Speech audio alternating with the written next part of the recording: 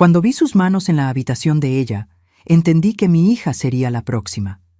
«Quédate quieta, a la abuelita también le gustaba», le susurró a mi niña. Fue en ese momento que decidí. El patriarca de la familia no viviría para ver otro amanecer. Ah, mis queridos, qué bueno que vinieron a visitarme hoy. Soy Beatriz Marcondes Oliveira, pero todos aquí me llaman Doña Vía. Tengo 73 años bien vividos, con algunas arrugas que cuentan historias que no siempre son bonitas de escuchar, pero son verdaderas. Nací en Tlaxcala, pero hoy vivo aquí en Celestún, Yucatán, muy lejos de donde comencé mi vida. El lugar donde estoy ahora no es exactamente un hogar común, ¿sabes? Son paredes de concreto gris, pasillos largos y salas simples donde me encuentro con las reclusas. Pasé casi 20 años de mi vida en el área femenina de esta prisión estatal. No era el final que imaginé para mi vida, pero fue el camino que elegí cuando entendí que necesitaba proteger a mi hija a cualquier costo. Hoy vuelvo aquí 3 veces por semana, ya no como prisionera, sino como voluntaria. Entre estas paredes encontré un refugio en los libros cuando era reclusa. Todos los días, después del café servido a las 6 de la mañana, tomaba un libro de la pequeña biblioteca y me sentaba cerca de la ventana. La luz natural era mejor para los ojos. Hoy soy yo quien trae los libros para las mujeres que aún viven aquí. Leo de todo: novelas, poesías, biografías. Es como si cada página girara una llave que abre una puerta fuera de este lugar. Cuando tengo un libro en mis manos, ya no soy una presidiaria de cabello blanco. Soy una exploradora, una aventurera, una mujer libre. Comencé a leer así, con tantas ganas después de que llegué aquí. Antes, en la vida que tenía, nunca sobraba tiempo. Siempre cuidando la casa, al esposo, a los hijos, a las apariencias, principalmente a las apariencias. En aquella casa grande, con muebles caros y cuadros en las paredes, yo solo leía recetas y listas de compras. Aquí, entre 4 paredes simples, descubrí mundos enteros en las páginas de los libros. La primera historia que leí en prisión fue Orgullo y Prejuicio. Una de las guardias más antiguas, doña Margarida, me trajo el libro todo gastado. «Te hará bien, Vía», dijo. Y así fue. Recuerdo llorar con esas páginas amarillentas, no por la historia de Elizabeth Bennet, sino porque, por primera vez en décadas, había elegido algo solo para mí. Un pequeño placer que nadie podía controlar o quitarme. Hoy las otras señoras que viven aquí me piden que les cuente las historias que leo. En las tardes de domingo nos sentamos en el patio y me convierto en la cuentacuentos de la prisión. Gracioso cómo da vueltas la vida, ¿verdad? Algunas de las mujeres más jóvenes me llaman abuelita y me gusta. Soy abuela. Tengo 2 nietos que nunca me vieron fuera de aquí, pero que vienen a visitarme una vez al mes. Es por ellos que sonrío, incluso cuando el corazón todavía sangra con recuerdos antiguos. Si me están viendo ahora, quisiera pedirles con cariño que dejen un like en este video y se suscriban al canal. Cada suscripción es como un abrazo virtual que recibo y me ayuda a seguir contando mi historia.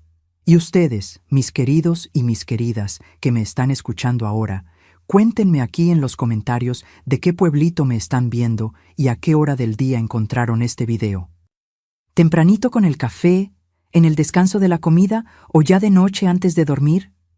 Yo leo cada comentario con el mayor cariño y me pone tan feliz saber que incluso desde aquí dentro puedo conectarme con ustedes allá afuera.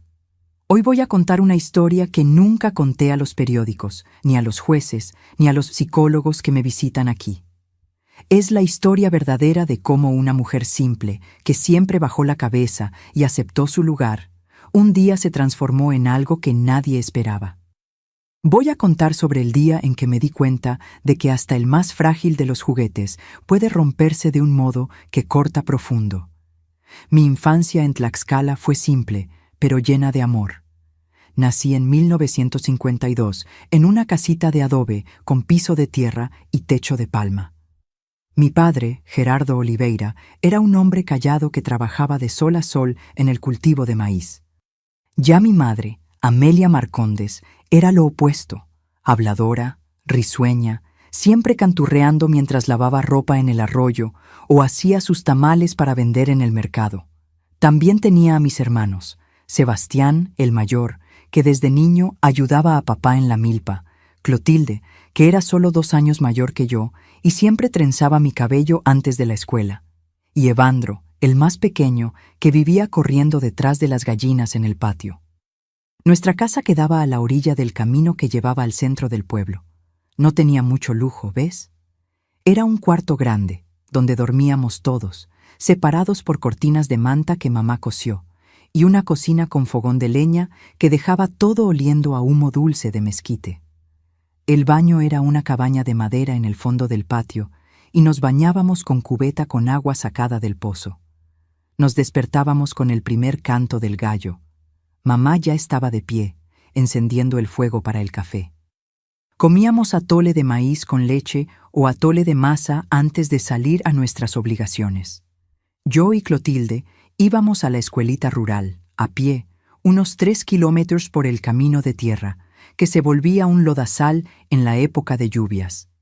Recuerdo que en las mañanas de invierno de la sierra, el pasto quedaba todo cubierto de rocío y brillaba como si tuviera diamantes esparcidos.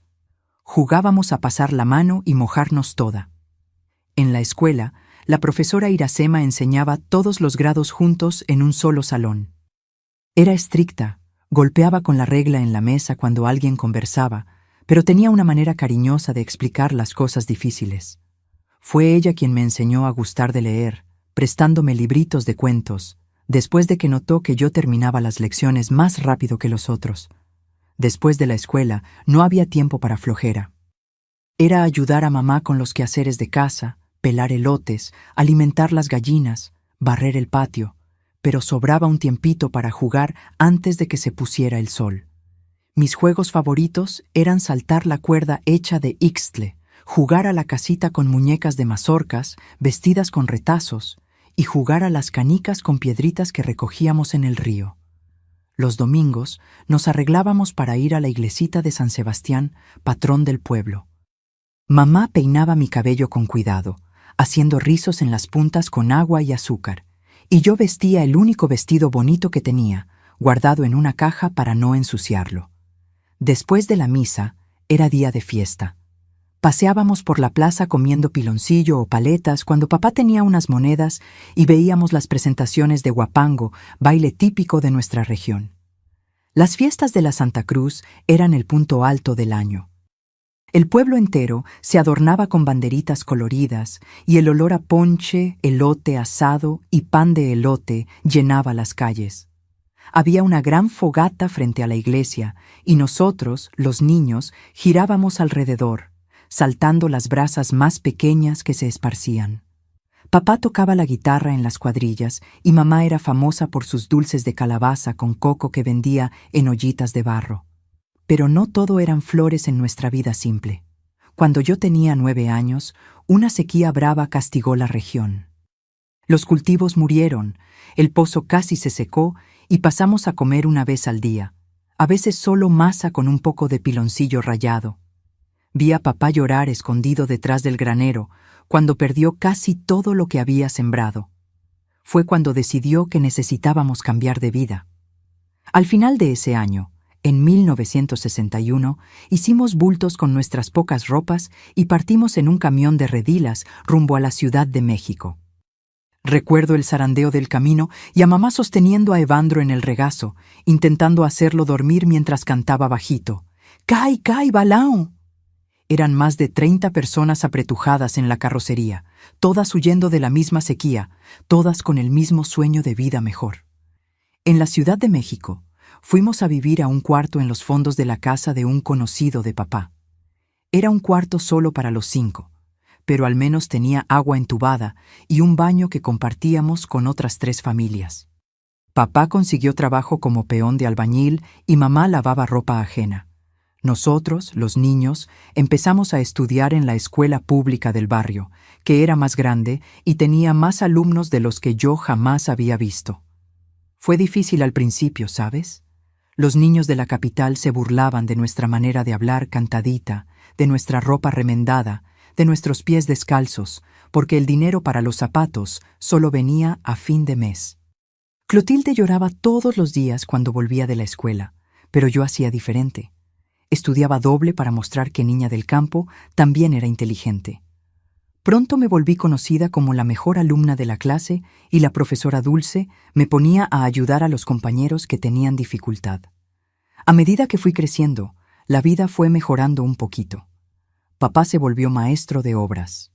Mamá montó un puesto de antojitos en el mercado y pudimos mudarnos a una casita propia, pequeña, pero nuestra, en un barrio obrero en la periferia. Sebastián ya trabajaba en un taller mecánico y Clotilde ayudaba a mamá con los antojitos. Hasta el pequeño Evandro vendía paletas en las calles los fines de semana para contribuir. A los 15 años, en 1967, comencé a trabajar medio tiempo como dependienta en una tienda de telas en el centro. Fue ahí que mi vida comenzó a cambiar de un modo que yo jamás podría imaginar. La tienda pertenecía a una familia rica de la ciudad, los Montero, dueños de varias propiedades y negocios en la Ciudad de México. El hijo más joven de ellos, Augusto, estudiaba ingeniería y a veces pasaba por la tienda para recoger el dinero de la caja a pedido del padre. La primera vez que vi a Augusto Montero, pensé que era como ver un artista de cine. Tenía un modo diferente de andar, de hablar, de mirar, como si el mundo entero hubiera sido hecho para servirle.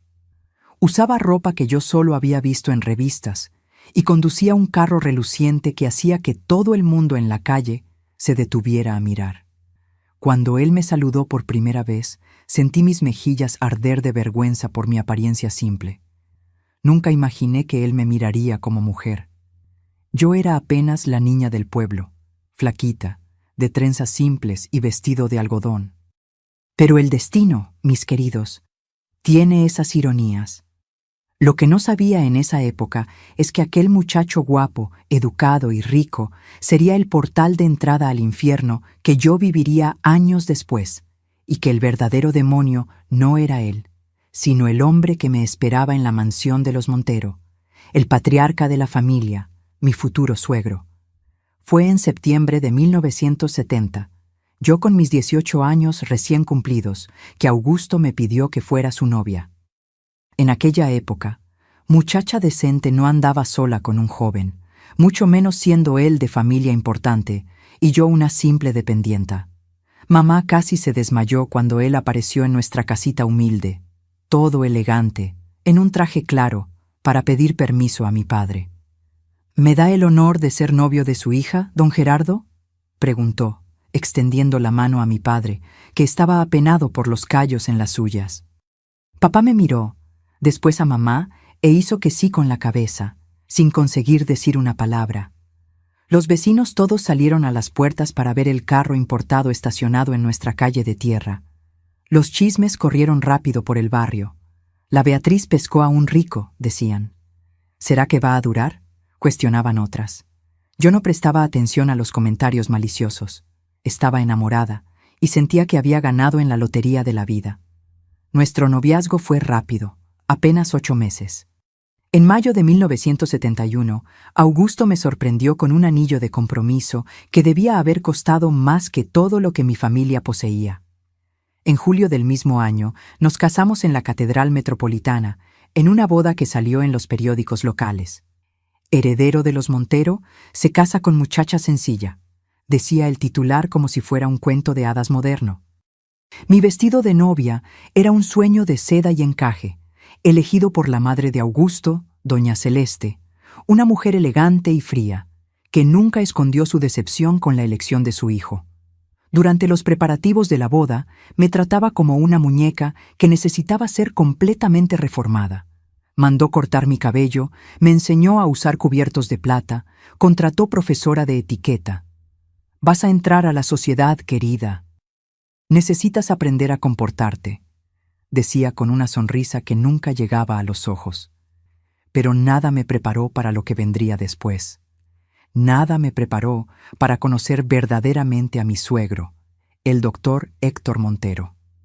La primera vez que entré en la mansión de los Montero como la novia de Augusto, doctor Héctor me recibió con un abrazo demasiado prolongado, sus manos bajando un poco más de lo que sería apropiado. «Bienvenida a la familia, mi querida». «Augusto tiene buen gusto», dijo, mirándome de arriba abajo, de un modo que me hizo sentir desnuda. Augusto no se dio cuenta o fingió no darse cuenta. Más tarde entendería que ese era el patrón. Él siempre miraba hacia otro lado, siempre fingía no ver. Después de la boda, fuimos a vivir a una casa en el mismo terreno de la mansión principal. Era una construcción menor, pero aún así lujosa, destinada a los hijos de la familia que se casaban. Había otras 2 casas semejantes en el terreno, donde vivían los hermanos mayores de Augusto con sus familias. Todo el complejo estaba cercado por muros altos y vigilado por guardias de seguridad. «Para nuestra protección», decía mi marido. Yo no sabía aún que la prisión más eficiente no necesita rejas visibles. En las primeras semanas de casada, noté que la familia tenía reglas extrañas. Cenábamos todos juntos en la mansión principal todas las noches, sin excepción. «Doctor». Héctor se sentaba en la cabecera de la enorme mesa y todos esperaban en silencio hasta que él comenzara a comer. Nadie osaba contradecirlo, ni siquiera en asuntos triviales. Los hijos, ya hombres hechos, bajaban los ojos cuando él hablaba más alto. Doña Celeste, con sus collares de perlas y manos siempre impecablemente cuidadas, parecía una estatua al lado del marido. Sonreía educadamente, concordaba con todo, nunca daba opiniones. Solo mucho más tarde entendería que ella había sido el primer juguete de él, mucho antes que yo. Fue en una tarde de diciembre, 3 meses después de la boda, que Dr. Héctor mostró quién realmente era. Augusto había viajado por negocios y yo estaba sola en casa leyendo una revista. Escuché golpes en la puerta y, al abrir, encontré a mi suegro parado allí con una sonrisa que me heló el alma. «Vine a ver cómo está mi nuera favorita», dijo entrando sin esperar invitación. Cerró la puerta tras de sí y avanzó hasta quedar a centímetros de mí. «Augusto me contó que están intentando darme un nieto. ¿Cómo va eso?» Retrocedí avergonzada con la pregunta íntima. «Estamos bien, doctor Héctor. ¿Acepta un café?» Él se rió, un sonido áspero como lija. «No vine a tomar café, Beatriz. Vine a conocer mejor la nueva joya de la familia Montero». Lo que pasó después fue tan rápido que apenas tuve tiempo de reaccionar. Sus manos estaban en mí, su boca próxima a mi oído. «Ahora eres parte del patrimonio de la familia, ¿sabías? Y yo cuido muy bien lo que es mío». Intenté empujarlo, grité, pero él era demasiado fuerte. «Nadie te va a oír, mi juguete. Y aunque te oyeran, nadie haría nada. Pregúntale a mi esposa, a mis otras nueras». Ellas aprendieron a quedarse calladas. Cuando terminó, él se arregló la corbata como si acabara de firmar un contrato de negocios. «Nuestro secretito, ¿está bien? Augusto no necesita saber». Sería una pena si él descubriera que la mujer de él no es tan inocente como parece. Aquella noche, cuando Augusto llamó para decir que volvería al día siguiente, lloré en el teléfono. «Te extraño», mentí. Lo que quería decir era, «sácame de aquí». Pero las palabras no salieron. Cuando mi marido volvió, intenté contarle. «Su padre, él vino aquí ayer y...» Augusto me interrumpió antes de que pudiera terminar. «Papá me dijo que pasó para ver si necesitabas algo». Fue muy atento de su parte. Miré a mi marido, buscando alguna señal de que él entendería si yo continuaba. Pero lo que vi fue a un hombre que había decidido, hace mucho tiempo, no ver nada que pudiera perturbar su vida confortable. En aquel momento, entendí que estaba sola. Las visitas de Dr. Héctor se volvieron frecuentes, siempre cuando Augusto viajaba o trabajaba hasta tarde. Mi juguetito carnal, me llamaba con aquella sonrisa que aprendí a odiar. Tan diferente de las otras nueras. Ellas son como muñecas de porcelana, pero tú tienes fuego, niña del pueblo. Aprendí a esconderme en mi propio cuerpo durante aquellos momentos. Cerraba los ojos e imaginaba que estaba de regreso en Tlaxcala, corriendo por los campos con Clotilde, sintiendo el viento de la sierra en el rostro. Era la única manera de sobrevivir. Un año después de la boda, quedé embarazada. No sabía si el bebé era de Augusto o no. No conseguía ni pensar en la otra posibilidad. Cuando le conté a mi marido, él se puso radiante. Cuando le contamos a la familia en la cena, Dr. Héctor levantó la copa en un brindis. La continuación de la dinastía Montero, dijo, mirándome directamente con un brillo posesivo en los ojos. Durante el embarazo, para mi alivio, él me dejó en paz. No quiero perjudicar a mi nieto, explicó como si estuviera siendo extremadamente generoso. Por primera vez desde la boda, pude respirar sin miedo. Mi hija nació en septiembre de 1972, una niña perfecta a la que llamamos Elisa. Cuando la puse en mis brazos, prometí silenciosamente que la protegería de todo y de todos, especialmente del abuelo. Para mi sorpresa, Dr. Héctor parecía decepcionado con una nieta. La próxima vez será un niño, declaró como si pudiera controlar hasta eso. En los años que siguieron, tuve 2 hijos más, Julián en 1974 y Renato en 1976. Augusto estaba cada vez más ausente, asumiendo los negocios de la familia y viajando constantemente. Yo me dedicaba a los niños e intentaba crear una burbuja de protección a nuestro alrededor. Dr. Héctor continuaba con sus visitas, pero ahora yo tenía una estrategia. Nunca me quedaba sola. Siempre tenía una nana, una empleada o a los niños cerca. Él lo notaba y sonreía. Aquella sonrisa que decía, puedes correr, pero no puedes esconderte para siempre. Frente a los demás, él era el abuelo perfecto, el patriarca respetado. Traía regalos caros para los niños, contaba historias, fingía ser el hombre más gentil del mundo. Las personas de la ciudad lo admiraban, lo llamaban benefactor, aplaudían sus donaciones a hospitales y escuelas. Solo yo veía su verdadero rostro. Solo yo sabía que detrás del filántropo existía un monstruo. En 1986, cuando Elisa cumplió 14 años, comenzó a suceder algo que me heló el alma. Noté cómo los ojos de Dr. Héctor la seguían durante las cenas familiares.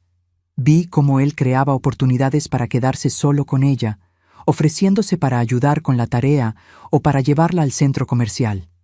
Mi niña, siempre tan lista, comenzó a evitarlo instintivamente.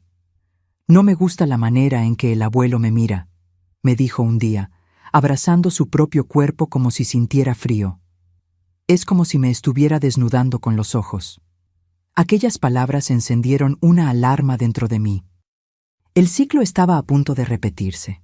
Los años entre 1986 y 1990 fueron como vivir sobre hielo delgado. A cada paso sentía que todo podía quebrarse bajo mis pies. Mi vida se resumía a una única misión: proteger a Elisa del abuelo.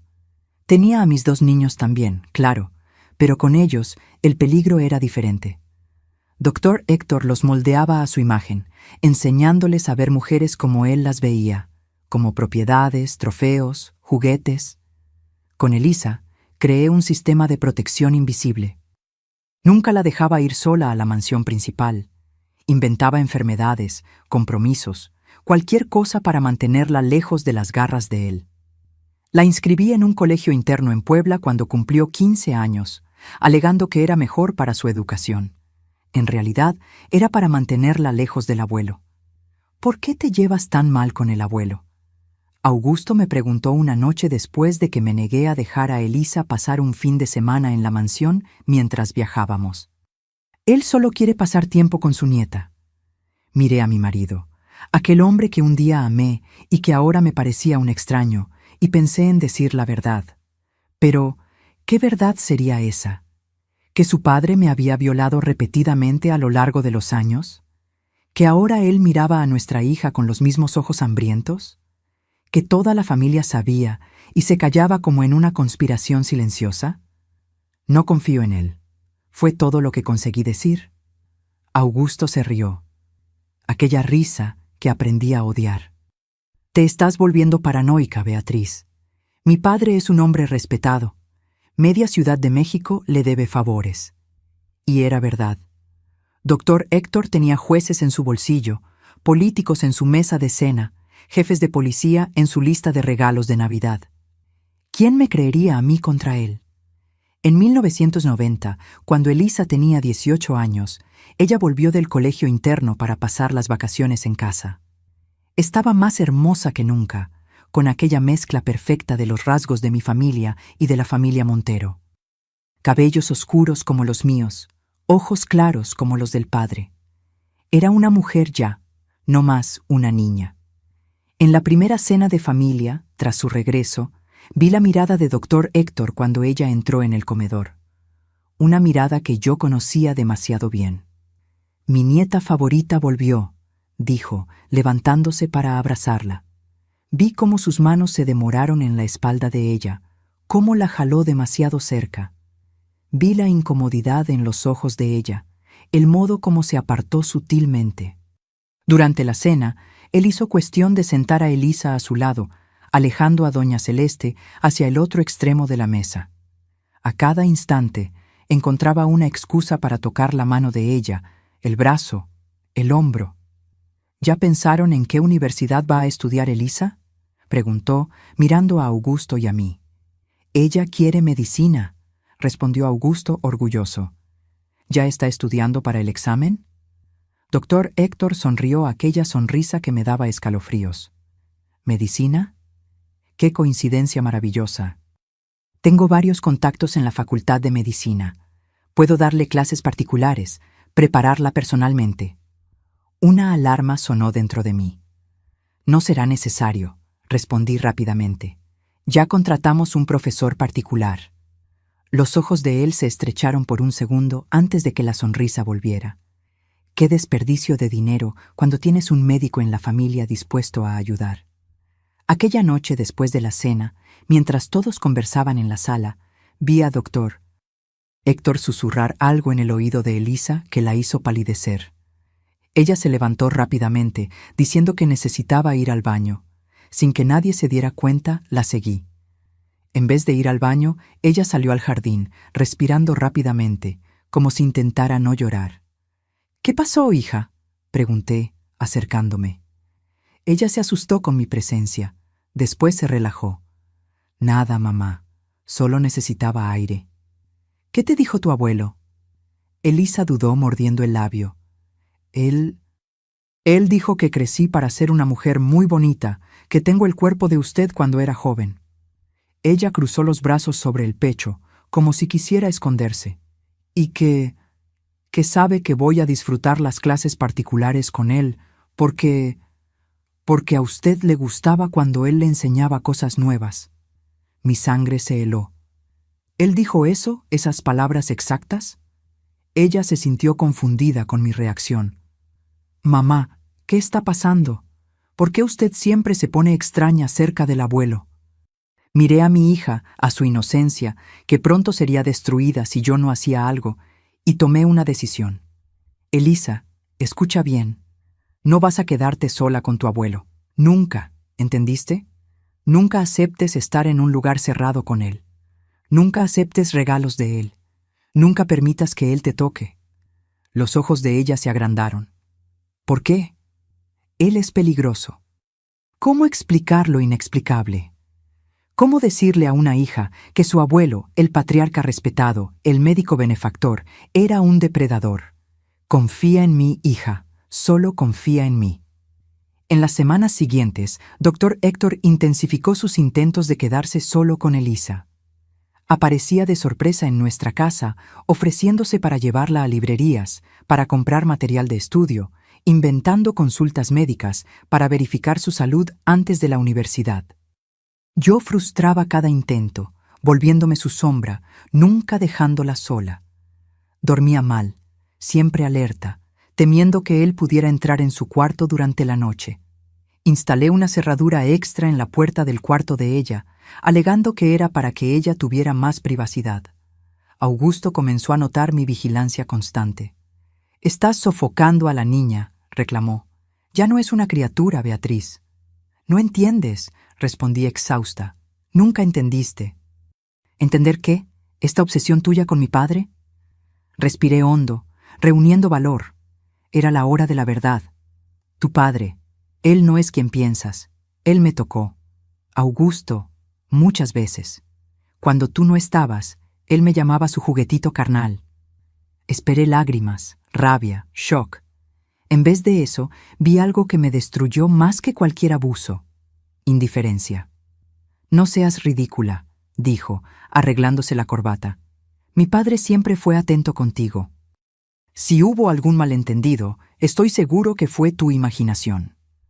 Tú siempre fuiste medio fantasiosa, Beatriz, con esas historias de infancia en el pueblo.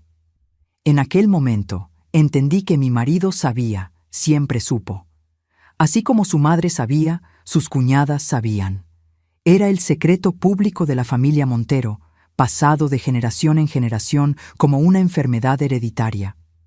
Una semana después, fui al mercado con mi empleada, doña Josefa, la única persona en quien confiaba en aquella casa.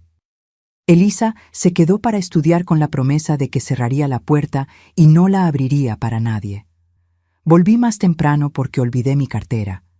Cuando entré, la casa estaba demasiado silenciosa. Llamé a Elisa, pero no hubo respuesta. Un escalofrío subió por mi columna. Corrí a su cuarto. La puerta estaba abierta, vacío. Busqué por toda la casa, cada vez más desesperada.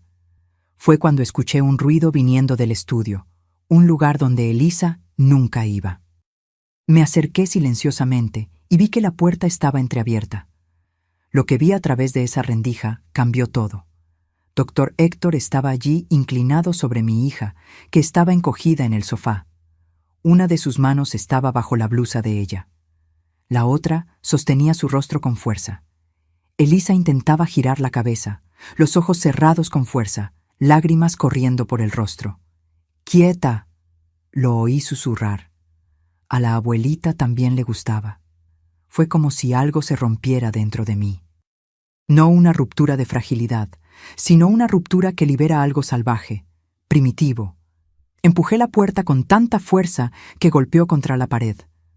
Doctor Héctor se volvió sorprendido, pero no asustado. Nunca asustado. Al final, ¿quién era yo para amenazarlo? Solo su juguetito carnal, la nuera del pueblo, la mujer a quien nadie le creería. «Aléjate de ella», ordené. La voz más firme de lo que jamás había sido en presencia de él. Él sonrió aquella sonrisa. «Estamos teniendo una conversación privada, querida. ¿Por qué no vuelves más tarde?» «¡Mamá!». Elisa sollozó corriendo hacia mí en cuanto él aflojó el agarre. Abracé a mi hija sintiendo su cuerpo temblar. Por encima de su cabeza miré a mi suegro, al hombre que había destruido mi juventud y ahora amenazaba la de mi hija. «Esto termina aquí», dije, mi voz baja, más cargada de una promesa que hasta entonces yo no sabía que era capaz de hacer. Él rió, arreglándose el saco caro. «Nada termina a menos que yo quiera mi juguetito. Nada». Cuando él salió, Elisa se desplomó en mis brazos, llorando convulsivamente. Él dijo que usted sabía, que usted lo permitía, que era normal en la familia». Sostuve su rostro entre mis manos. «Mírame, hija. Nada de eso es verdad, nada de eso es normal, y yo nunca, nunca lo permití. Entonces, ¿por qué nos quedamos aquí? ¿Por qué no huimos?». La pregunta que yo misma me había hecho 1000 veces frente al espejo. ¿Por qué no huí? ¿Por qué no lo denuncié? ¿Por qué no grité al mundo lo que pasaba en aquella casa de apariencias perfectas? ¿Por qué nadie me creería? ¿Por qué él nos encontraría? ¿Por qué la vergüenza me paralizaba? Pero ahora era diferente. Ya no se trataba de mí. Se trataba de Elisa. «Vamos a huir», decidí en aquel instante. «Hoy mismo voy a sacarte a ti y a tus hermanos de aquí». Pero yo sabía, en el fondo de mi corazón, que huir no sería suficiente. Él nos encontraría como un cazador encuentra a su presa. Él usaría su dinero, su poder, sus conexiones.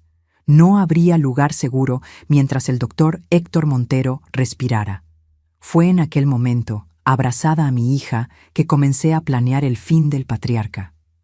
Aquella noche, después de que Elisa finalmente se durmió en mi cama, No quiso quedarse sola en su cuarto. Me quedé despierta, mirando al techo. Augusto no volvió a casa. Probablemente el padre le había llamado con alguna historia y él prefirió dormir en la mansión principal. Mejor así. Mi mente trabajaba como nunca. La escena que presencié más temprano se repetía. Las manos de él en mi hija, el susurro perverso, las lágrimas de ella y después la risa de él cuando lo confronté. Aquella certeza absoluta de impunidad. Nada termina a menos que yo quiera, mi juguetito. Y él estaba en lo correcto. Si intentáramos huir, él nos encontraría. Si yo lo denunciara, nadie me creería. La palabra del doctor Héctor Montero contra la mía, uno de los hombres más influyentes de la Ciudad de México, contra una mujer del pueblo. No había disputa. Me levanté en la madrugada y fui hasta la ventana. Desde nuestra casa podía ver la mansión principal iluminada en el centro del terreno como un castillo medieval. ¿Cuántas mujeres antes de mí miraron hacia esa casa con la misma desesperación? Doña Celeste, las otras nueras. ¿Cuántas niñas como mi Elisa habían sido tocadas, usadas, quebradas? En algún momento durante esa noche en vela, algo cambió dentro de mí. El miedo que me paralizaba por décadas fue sustituido por una claridad helada. Si el sistema no me protegería, si la justicia no alcanzaba a hombres como Dr. Héctor, entonces yo sería mi propio sistema de justicia. Al día siguiente, mandé a Elisa a casa de mi hermana Clotilde en Cuernavaca, inventando una emergencia. Augusto ni siquiera cuestionó. Estaba demasiado ocupado en los negocios del padre. Julián estaba en la universidad en Guadalajara y Renato en un intercambio en Estados Unidos. Era mejor así. Lo que yo planeaba hacer, necesitaba hacerlo sola. Pasé la semana observando la rutina de Dr. Héctor. Incluso a los 75 años, él mantenía una agenda rigurosa. Consultas en su consultorio médico particular por la mañana, comida en el club con amigos influyentes, tarde en la administración de los negocios de la familia y siempre, siempre la cena en familia a las 8 de la noche en punto. La cena de domingo era especial. Todos los hijos y nueras estaban obligados a comparecer, sin excepción. Era el momento en que él reinaba supremo en su mesa de roble macizo, dictando las reglas para la semana siguiente, criticando cualquier cosa que no estuviera de acuerdo con sus estándares, humillando sutilmente a quien osara desafiarlo. El viernes, 3 días después del incidente con Elisa, Dr. Héctor me llamó a su despacho en la mansión. Mi corazón se aceleró, pero no de miedo. Ya no. ¿Dónde está mi nieta?, preguntó tan pronto como cerré la puerta tras de mí. Estaba sentado en su silla de piel, un vaso de whisky en la mano, a pesar de no pasar de las 10 de la mañana. Con mi hermana, necesitaba un tiempo lejos después de lo que pasó. Él dio un sorbo prolongado antes de responder. ¿Y qué exactamente pasó, Beatriz? Porque tengo la impresión de que puedes haber interpretado mal una conversación privada entre un abuelo y su nieta. Sentí la sangre subir al rostro. Vi lo que vi, y Elisa me contó lo que usted le dijo a ella sobre mí, sobre que a mí me gustaba. Él sonrió. Aquella sonrisa que por 20 años me hizo sentir pequeña. Vamos, mi querida, no niegues que tuvimos buenos momentos. Eras tan receptiva al principio, antes de volverte amarga. Él se levantó y caminó hasta mí. ¿Sabes cuál es tu problema? Celos. Estás celosa porque estás envejeciendo y yo naturalmente me intereso por versiones más jóvenes y frescas. Es su nieta, susurré asqueada. Él se encogió de hombros. La sangre es solo química, el deseo es física. No me vengas con moralismos campesinos. Él estaba tan cerca que pude sentir su aliento a whisky. La mano de él subió para tocar mi rostro y necesité de todo mi control para no retroceder. Pero no te preocupes, mi juguete. Todavía tengo espacio para ti en mi colección. El domingo, después de la cena, manda a Elisa a mi biblioteca. Tenemos un asunto inacabado. ¿Y tú? Su mano bajó por mi cuello. Tú puedes venir después, como en los viejos tiempos. Fue la gota final, la confirmación de que yo no tenía opción. Ella estará ahí. Mentí con una calma que no sabía que poseía. El domingo, cuando salí del despacho, mis piernas temblaban, pero no era de miedo, era de determinación. Doctor Héctor había sellado su destino. Aquella tarde visité la casa de los fondos, donde vivía doña Josefa, mi empleada desde hace 2 décadas. Ella estaba en el patio, tendiendo ropa en el tendedero. «Necesito preguntarte algo, chefa», comencé después de verificar que estábamos solas. «Sobre el doctor Héctor».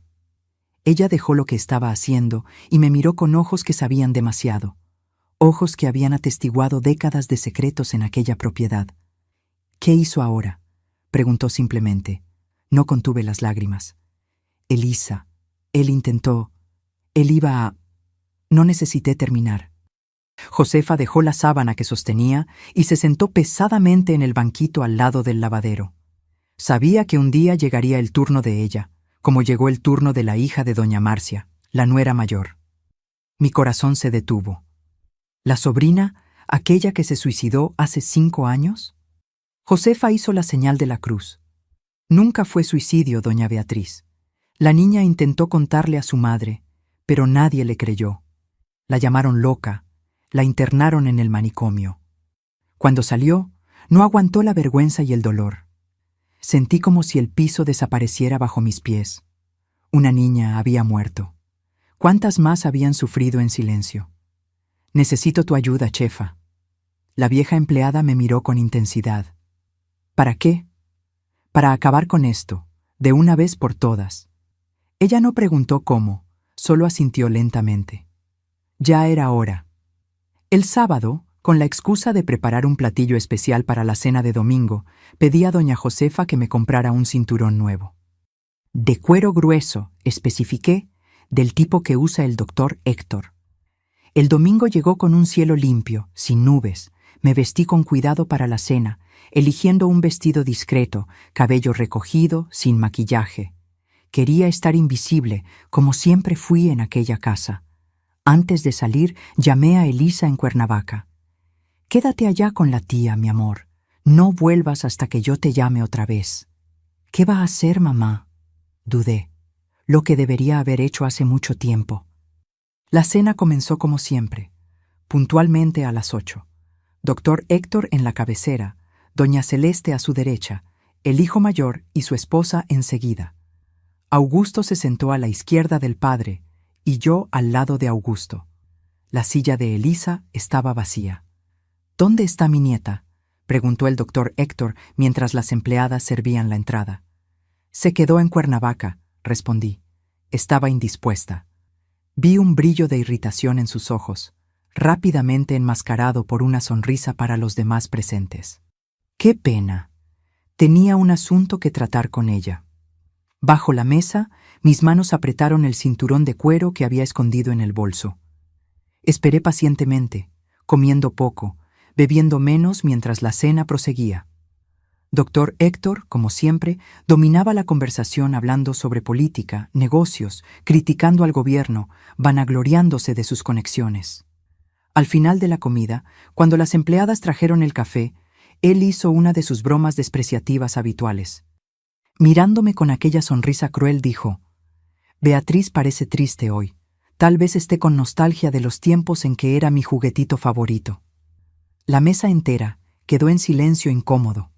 Algunas risas forzadas, miradas bajas, lo de siempre. Pero esta vez no bajé los ojos. Miré directamente a él, a aquel rostro envejecido, pero aún arrogante, a aquellos ojos que habían visto mi terror y se habían alimentado de él. «Sabe, doctor Héctor», comencé, mi voz extrañamente calma. «Usted tiene razón. Yo era su juguete, como mi hija sería, como otras fueron antes de mí». El silencio se volvió aún más pesado. Doña Celeste palideció. La otra nuera, Marcia, comenzó a temblar. «Beatriz, bebiste demasiado», interrumpió Augusto, poniendo la mano sobre mi brazo. Aparté su mano. «No, Augusto.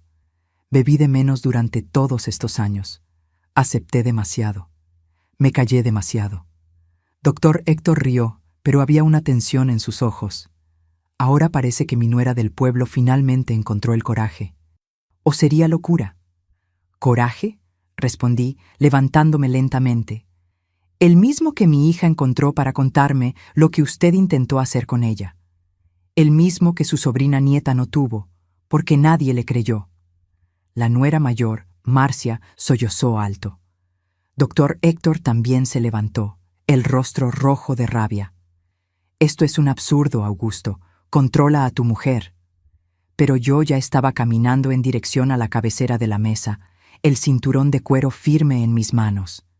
El juguete se rompió, doctor Héctor. Y ahora es su turno de sentir lo que es ser usado. Lo que pasó después fue rápido, pero en mi memoria es como si el tiempo se hubiera desacelerado, cada segundo estirándose como cajeta. Doctor Héctor se levantó, tumbando la silla hacia atrás. Su rostro, normalmente controlado, mostraba sorpresa genuina. Creo que en todos aquellos años él nunca imaginó que yo sería capaz de enfrentarlo. «Te volviste loca», dijo, mirando alrededor a la familia, buscando apoyo. «Esta mujer está delirando». Pero algo había cambiado en la sala. El silencio ya no era de complicidad, era de expectativa, como si todos estuvieran conteniendo la respiración, esperando lo que vendría a continuación.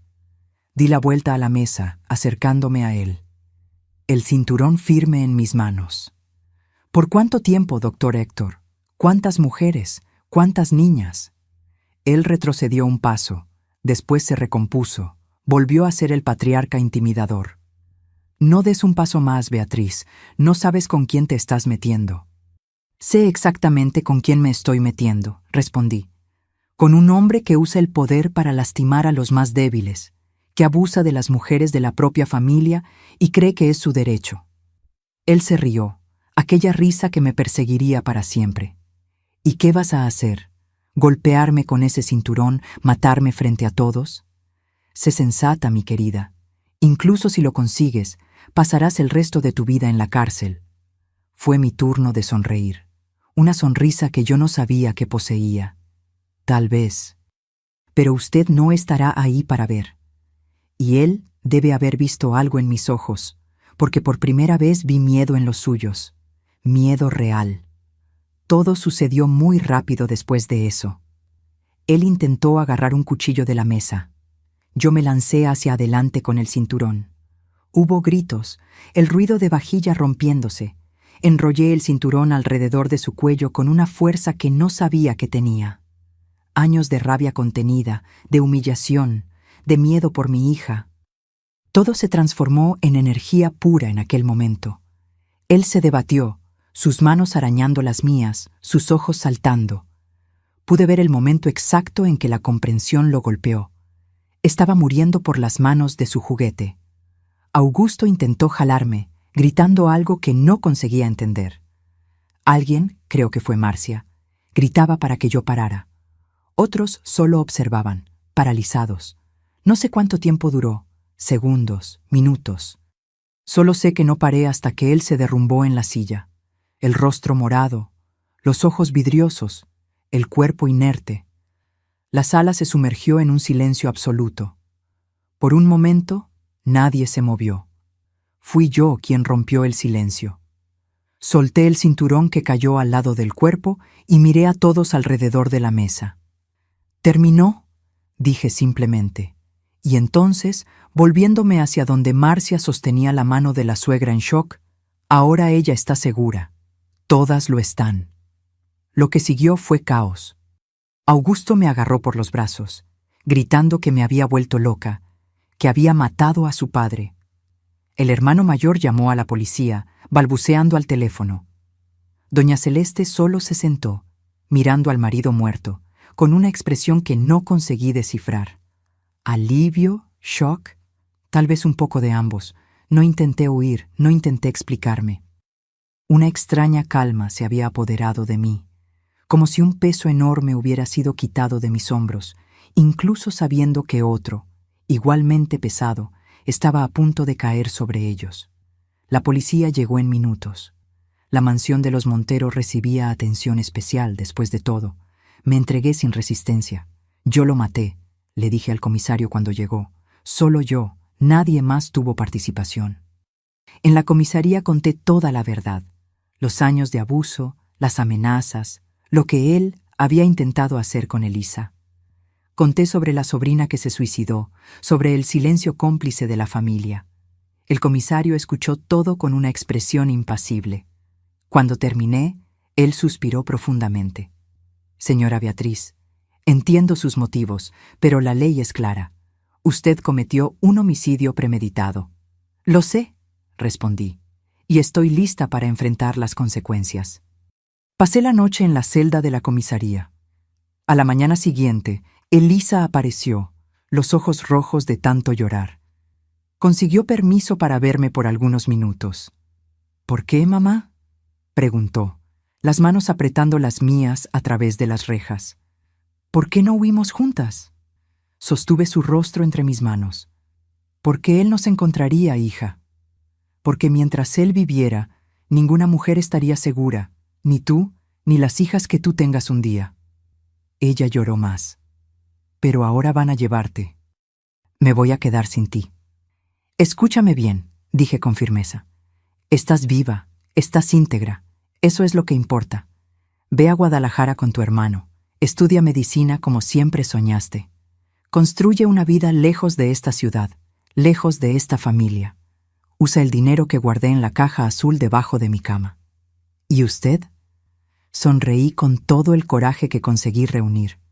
Voy a estar bien. Hice mi elección, sabiendo exactamente lo que vendría después. Cuando la llevaron, sentí como si mi corazón fuera partido a la mitad, pero no me arrepentí. No me arrepiento hasta hoy. El juicio fue rápido, considerando la influencia de la familia Montero. Augusto contrató a los mejores abogados, no para defenderme, sino para garantizar que yo recibiera la pena máxima.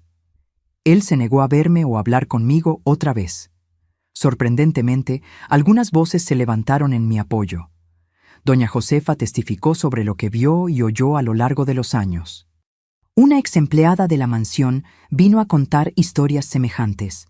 Y entonces, lo más inesperado, Marcia, la nuera mayor, rompió el silencio familiar. Contó sobre su hija, sobre cómo el doctor Héctor la había abusado por años, sobre cómo nadie le creyó hasta que fue demasiado tarde. Pero el sistema judicial no funciona con base en justificaciones morales. Confieso que parte de mí esperaba comprensión, tal vez una pena reducida. No fue lo que pasó. Beatriz Marcondes Oliveira. Este tribunal la condena por homicidio calificado a la pena de 20 años de reclusión, anunció el juez sin mirar a mis ojos. Cuando me llevaron esposada fuera del tribunal, una reportera consiguió acercarse. ¿Se arrepiente?, preguntó. Micrófono extendido. Me detuve. Miré directamente a la cámara, pensando en todas las mujeres que podrían estar viendo, en todas las Elisas del mundo. No, respondí con simplicidad. No me arrepiento. Mi hija está segura y el ciclo terminó. Los primeros años en la prisión fueron los más difíciles. La adaptación a un mundo de rejas y horarios rígidos, la nostalgia de mis hijos, la soledad en las noches interminables. Pero extrañamente, también experimenté una libertad que nunca había conocido antes. Por primera vez en décadas, no vivía con miedo. No necesitaba mirar por encima del hombro, temiendo el acercamiento de pasos conocidos. Elisa me visitaba siempre que podía. Contaba sobre la Facultad de Medicina en Guadalajara, sobre cómo estaba construyendo una vida nueva. Eventualmente, Renato también volvió a visitarme. Solo Julián, que siempre fue más cercano al padre, se mantuvo alejado por muchos años. En 2000, después de 10 años de prisión, recibí una noticia que lo cambió todo. Fui transferida a la penitenciaría de Celestún, en Yucatán. Al principio, no entendí el motivo. ¿Por qué me mandarían tan lejos? La respuesta llegó en forma de una carta de Marcia. Tras mi prisión, ella había iniciado una investigación particular sobre los negocios del doctor Héctor. Descubrió cosas que iban mucho más allá del abuso familiar. Lavado de dinero, tráfico de influencias, incluso conexiones con el narcotráfico. La familia Montero comenzó a desmoronarse bajo el peso de esos secretos revelados. Augusto, intentando salvar lo que quedaba del imperio, se hizo de enemigos poderosos. Uno de ellos, según Marcia, tenía conexiones en el sistema penitenciario y consiguió mi transferencia a Yucatán. «Para tu protección», decía la carta. Augusto juró que nunca saldrías viva de la prisión en Ciudad de México. Así, llegué a Celestún, un pequeño pueblo en la costa de Yucatán, lejos de todo lo que conocía. Al principio, la soledad fue aplastante. Las visitas de mis hijos, ya raras por la distancia de Ciudad de México a Guadalajara, se volvieron casi imposibles. Por casi un año no vi ningún rostro familiar. Fue en ese período de aislamiento que encontré los libros. La pequeña biblioteca de la prisión se volvió mi refugio, mi ventana al mundo. Comencé a leer todo lo que encontraba: novelas, poesías, biografías. Por primera vez tenía tiempo para reflexionar sobre mi propia historia. En 2002 recibí una visita inesperada. Doña Celeste Montero, envejecida, frágil, casi irreconocible, sin sus joyas y ropas finas. Se sentó frente a mí en la sala de visitas y nos quedamos en silencio por largos minutos. «Vine a agradecer», dijo finalmente, la voz trémula, «por hacer lo que yo nunca tuve el valor de hacer». Confesó que había pensado en matar al marido muchas veces a lo largo de 50 años de matrimonio. Contó cómo él la había quebrado desde el principio, transformando a una joven vivaz en una sombra silenciosa. Cómo había visto lo que él me hacía a mí y a otras, pero el miedo la paralizaba. «Él está muerto, pero aún vive dentro de mí», dijo. «Tú estás presa, pero eres libre. Lo veo en tus ojos». Antes de irse, me dejó un sobre. Dentro, documentos que probaban que ella había creado un fondo para garantizar mi sustento en la prisión y un pequeño ahorro para cuando saliera. «No es compensación», explicó. «Es para que nunca más dependas de nadie». Fue la única vez que la vi. Supe años después que falleció en 2005, sola en la mansión vaciada. En 2006, después de 16 años de reclusión, recibí una noticia extraordinaria. Mi pena había sido reducida por buen comportamiento.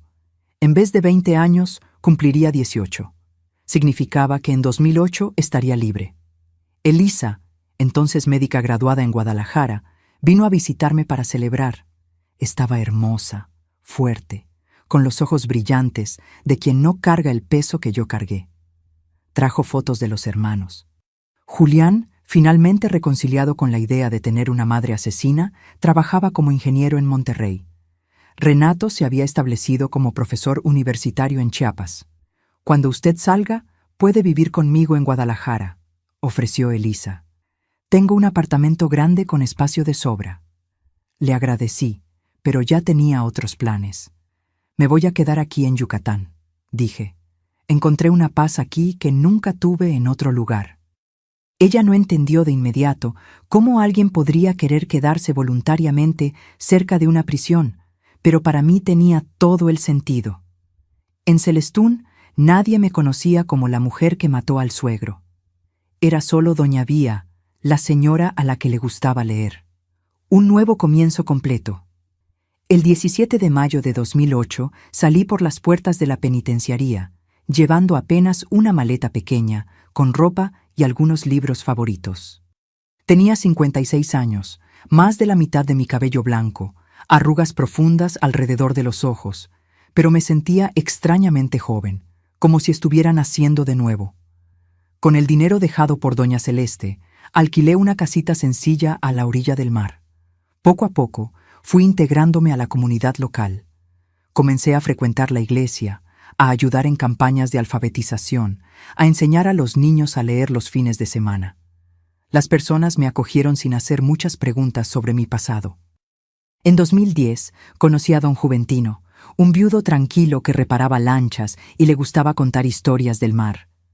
Comenzamos como amigos, compartiendo libros y conversaciones en la terraza de mi casa. Él me enseñó a pescar, a reconocer las aves de la península, a sentir los ritmos de Yucatán. Yo le enseñé sobre los libros que tanto amaba. No hubo una petición formal, ni un momento específico en que decidimos estar juntos. Simplemente sucedió, natural como la marea que sube y baja en el mar. Él nunca preguntó detalles sobre mi tiempo en prisión y yo nunca sentí necesidad de explicar. Me aceptó como era, con mi pasado oscuro y todo. Uno solo necesita mirar hacia adelante, doña Vía, decía él con su sabiduría simple. Lo que quedó atrás ya fue vivido. Mis hijos vinieron a visitarme en 2012, los tres juntos por primera vez en décadas. Conocieron a Juventino, vieron mi vida sencilla pero digna, y creo que finalmente entendieron mi elección. Elisa, en particular, parecía aliviada al verme en paz. Fue en esa visita que conocí a mis nietos por primera vez. El hijo de Julián, un niño listo de 5 años, y los gemelos de Renato, 2 niñitas adorables de 3 años. Elisa no tuvo hijos, se dedicó enteramente a su carrera médica, trabajando con niños traumatizados. Todo lo que pasé me inspiró a ayudar a otros que no tuvieron a alguien para protegerlos, explicó cuando caminábamos por la playa de Celestún. Miré a mi hija y sentí un orgullo tan grande que apenas cabía en el pecho. El ciclo realmente se había roto. Donde hubo dolor, ella creó sanación. Donde hubo silencio, ella dio voz.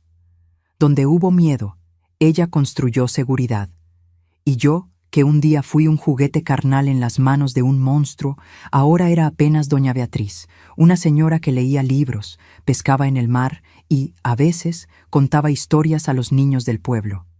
La justicia tiene muchas caras, mis queridos.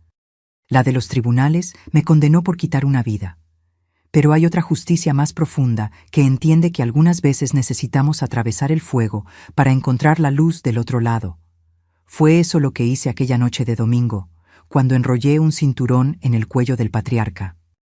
Atravesé el fuego, y aunque me quemé terriblemente, aunque perdí casi 2 décadas tras las rejas, aunque vi a mis hijos crecer de lejos, no me arrepiento, porque mi Elisa está segura, porque mis nietas nunca conocerán el terror que conocí, porque el ciclo de abuso que podría haber continuado por generaciones fue interrumpido por las manos de una mujer que un día decidió no ser más un juguete. Es gracioso cómo da vueltas la vida, ¿verdad? Hoy, a los 73 años, estoy de regreso en la prisión donde pasé casi 2 décadas de mi vida. Pero no como reclusa. Vengo como voluntaria 3 veces por semana para dar clases de lectura y contar historias a las mujeres que aún cumplen condena. Mi casita en Celestún sigue siendo la misma, simple y acogedora, con la terraza orientada hacia el mar. Vivo ahí con don Juventino, que ahora tiene 78 años y sigue reparando lanchas, aunque más despacio. Nos casamos en 2015, una ceremonia pequeña con la presencia de mis hijos y algunos amigos locales. Fue la primera vez que usé un vestido blanco por elección propia. Nuestra rutina es tranquila y predecible, exactamente como nos gusta. Me despierto temprano con los primeros rayos de sol entrando por la ventana. Preparo un café fuerte y me siento en la terraza para ver el mar despertar. A veces, Juventino está ahí conmigo. Otras veces, ya salió para revisar las redes que dejó la noche anterior. Las mañanas de lunes, miércoles y viernes, tomo la lancha que atraviesa la ría hasta el pueblo y después el autobús que me lleva a la penitenciaría femenina. Es un viaje de casi 2 horas, pero no me importa. Llevo siempre una bolsa llena de libros, algunos donados por la biblioteca municipal, otros comprados con mis ahorros. Cuando atravieso las puertas de la prisión, ahora como visitante, siempre siento un escalofrío extraño. Las guardias más antiguas aún me reconocen. Buenos días, doña Vía. Algunas de las reclusas más jóvenes no tienen idea de que ya estuve del otro lado de las rejas. Para ellas, soy apenas la señora de los libros, que trae historias del mundo exterior. El director de la penitenciaría, Dr. Emanuel, fue quien me invitó a este trabajo voluntario en 2018. Él conocía mi historia y sabía de mi pasión por la lectura. Usted puede ayudar a muchas mujeres aquí, dijo. Mostrar que existe vida después de estos muros. Y es eso lo que intento hacer. En nuestras sesiones de lectura, elegimos libros que hablan de superación, de nuevos comienzos, de mujeres fuertes. Después conversamos sobre las historias, relacionándolas con las experiencias de cada una. Muchas de esas mujeres están ahí por razones semejantes a las mías. Se defendieron o defendieron a sus hijos contra hombres violentos. Los otros días de la semana cuido mi pequeño huerto en el fondo de la casa. Planto hierbas medicinales, verduras, algunas flores. Las vecinas siempre aparecen para un café y para llevarse un poco de hierbabuena, romero o albahaca. Nos volvimos una especie de punto de encuentro para las señoras del barrio. Los martes tenemos un club de libro improvisado donde discutimos las obras que estamos leyendo. Juventino bromea que transformé nuestra casa en una biblioteca. Y es verdad que los libros ocupan cada vez más espacio en los estantes que él mismo construyó, apilados en mesitas, hasta en el cuarto de huéspedes que reservamos para cuando los hijos y nietos nos visitan. Elisa viene a vernos 2 veces por año, generalmente en enero y julio. Tiene 53 años ahora. Dirige un centro de apoyo para niños víctimas de violencia en Guadalajara. Nunca se casó, pero adoptó a una niña hace 5 años. María Clara, una adolescente de 15 años que pasó por situaciones terribles antes de encontrar a mi hija. Ver a Elisa como madre, dando a María Clara el amor y la protección que yo intenté darle a ella, es una de las mayores alegrías de mi vejez. Julián y Renato vienen menos, una vez al año, generalmente en Navidad. Traen a sus familias. Mis nietos ya son adolescentes, creciendo demasiado rápido. El hijo de Julián, Arturo, tiene 18 años y acaba de entrar en la Facultad de Derecho. Las gemelas de Renato, Lucía y Elena, tienen 16 años y son talentosas, una con la música, otra con la pintura. Son jóvenes que crecieron sabiendo la historia de la abuela, sin secretos ni vergüenza. La abuela Vía hizo lo que tenía que hacer. Oí decir a Arturo una vez a un primo de un amigo que preguntó sobre mí. Nuestra casa se vuelve pequeña en esas ocasiones, pero es un ajetreo lleno de amor. Juventino se transforma completamente. El señor, callado y reservado, se vuelve el abuelo juguetón, que enseña a los nietos a pescar y contar historias de aparecidos del mar.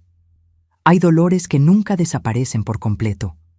En las noches de tormenta, cuando el viento golpea fuerte en las ventanas, a veces me despierto sobresaltada, pensando estar de regreso en la celda.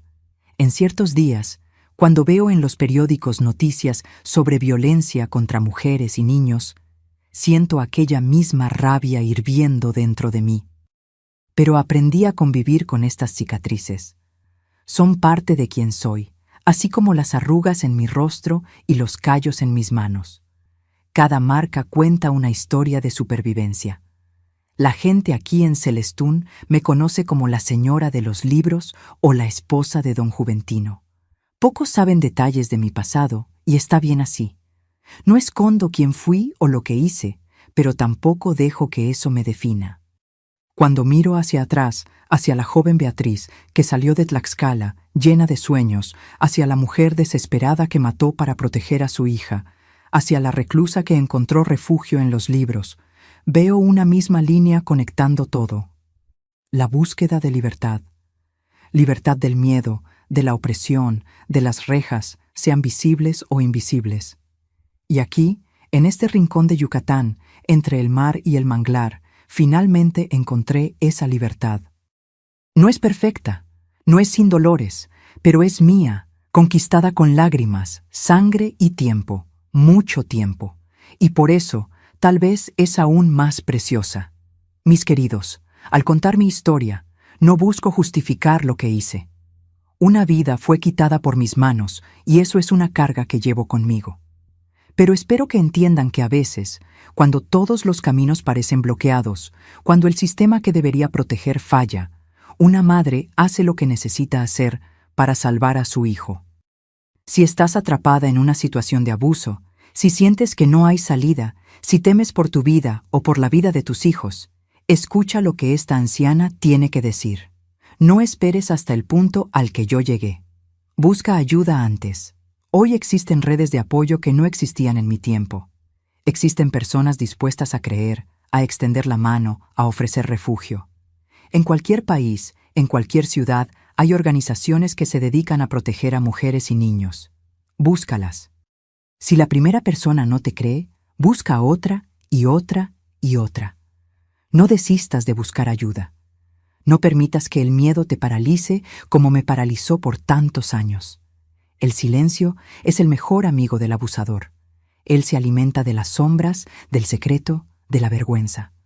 Cuando hablas, cuando expones lo que está sucediendo, ya estás dando el primer paso hacia la libertad. Recuerda siempre, no estás sola en esta batalla, incluso cuando parece que nadie está viendo, que a nadie le importa. Existen miles de mujeres que ya pasaron por lo que estás pasando, que sobrevivieron, que encontraron un camino para salir del laberinto de dolor. Durante años, cargué el peso del silencio como si fuera una cruz demasiado pesada para mis hombros. Creí que si aguantaba todo sola, podría proteger a mis hijos. Pero el silencio solo protege a los monstruos, nunca a sus víctimas. La verdadera fuerza no está en soportar lo insoportable, sino en tener el valor de decir no más, de poner límites, de exigir respeto, de reconocer que mereces una vida sin miedo. Cada vez que una mujer rompe el silencio, no solo se está salvando a sí misma, está encendiendo una luz que puede guiar a otras mujeres perdidas en la oscuridad. Es así como rompemos el ciclo del abuso, una voz a la vez. Si mi historia sirve apenas para que una única mujer encuentre valor para buscar ayuda antes de llegar al punto en que yo llegué, entonces habrá valido la pena revivir estos recuerdos dolorosos. Mis queridos, que me escuchan de todos los rincones de este país y del mundo, si conocen a alguien viviendo bajo las sombras del miedo, sea la mano extendida que yo no tuve. Créanle, apóyenla. Ayúdenla a encontrar un camino que no termine en una celda de prisión o en una tumba en el cementerio. Por favor, háganme un favor a esta anciana que ya ha visto mucho dolor y mucha sanación en esta vida. Suscríbanse a este canal ahora mismo y activen la campanita. Cada suscripción significa una persona más consciente, una mirada más atenta, una mano más que puede interrumpir el ciclo de violencia antes de que destruya a otra familia. Y déjenme un comentario con la palabra libertad. Quiero saber quién se quedó conmigo hasta el final de este viaje. ¿Quién entendió que incluso en las situaciones más sombrías siempre podemos encontrar un camino hacia la luz? Hagan eso ahora. No esperen ni un minuto más. Su participación es parte de la cadena de protección que estamos construyendo juntos. Que Dios bendiga a cada uno de ustedes. Esta anciana Beatriz agradece por el tiempo que pasamos juntos hoy. Y recuerden siempre, hasta el juguete más roto puede tener la fuerza suficiente para romper las cadenas que lo aprisionan.